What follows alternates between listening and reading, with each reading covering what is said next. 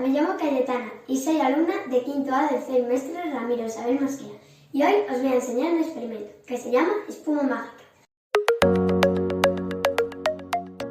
Lo que necesitamos es bicarbonato sódico, colorante alimenticio y vinagre. Lo primero que tenemos que hacer es colocar 3 copas en un recipiente.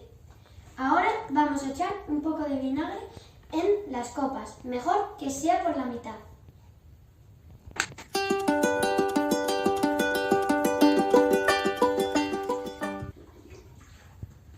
Vale, ya lo tenemos.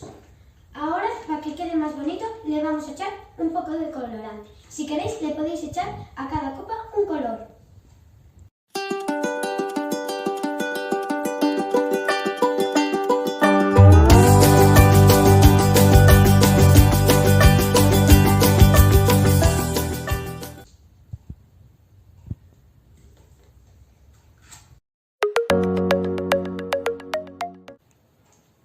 Vale, ya tenemos los colorantes puestos.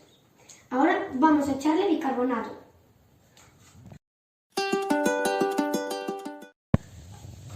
Y dentro de un poco veréis cómo va a empezar todo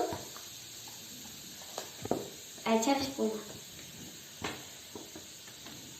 Esto se debe a la reacción del bicarbonato sódico con el vinagre. Espero que os haya gustado mi experimento. ¡Chao!